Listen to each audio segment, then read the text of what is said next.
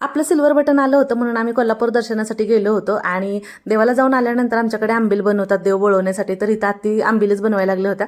पाणी गरम करून घेतलं, त्याच्यामध्ये ठेचलेलं लसूण घातलं, जिरेपूड घातलं आणि ज्वारीचं पीठ होतं ना ते असं ताकामध्ये आंबवून ठेवलं होतं आणि चवीपुरतं मीठ टाकून ते शिजवून घेतलं. तोपर्यंत आहोंनी इकडं आज मुलांचा अभ्यास घेतला कारण त्यांची एक्झाम सुरू होते त्याच्यामुळे.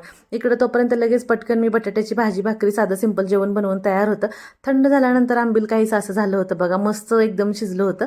आणि त्याच्यानंतर लगेच मी प्लेटमध्ये सगळ्यांना असं वाटीमध्ये काढून घेतलं. तर इकडं आता आमची देवबोळवाची सगळी तयारी इथं झाली होती बघा. सगळे प्रसाद वगैरे एका प्लेटमध्ये काढला होता. इकडं आहोंनी लगेच पूजा करून घेतली आणि मग आमच्याकडे ना अगोदर पूजा करून घेतात आणि मग आंबील पिळतात आणि त्याच्यानंतर मग देव बोळवले जातात. आरोने सगळ्यांना तोपर्यंत गुलाला वगैरे लावून घेतला होता. मग लगेच इकडं बघा आस्थाने दिलं आजोबांना वगैरे आंबील प्यायला. आता आस्थाची रिॲक्शन बघा, तिला आवडत नाही बरं का आंबील. तर हे बघा इथं मला असं वाटलंच तरी चुकून कशी काय ती आज प्यायला लागली म्हणून, पण आम्ही खूप हसलो तिच्याकडे बघून. त्याच्यानंतर देव बोळवून घेतले इथं. चांग भलं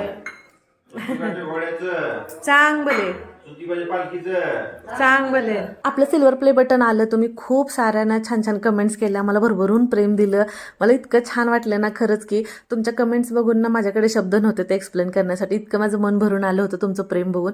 खूप छान वाटलं. इथून पुढे सुद्धा आपल्या चॅनलला असंच प्रेम देत राहा, असंच सपोर्ट करत राहा. आणि हो, ज्योतिबा चरणी माझी सुद्धा तुमच्या सगळ्यांसाठी ही प्रार्थना राहील की माझ्याप्रमाणे तुमच्या सुद्धा सगळ्यांच्या सगळ्या इच्छा पूर्ण होऊ देत.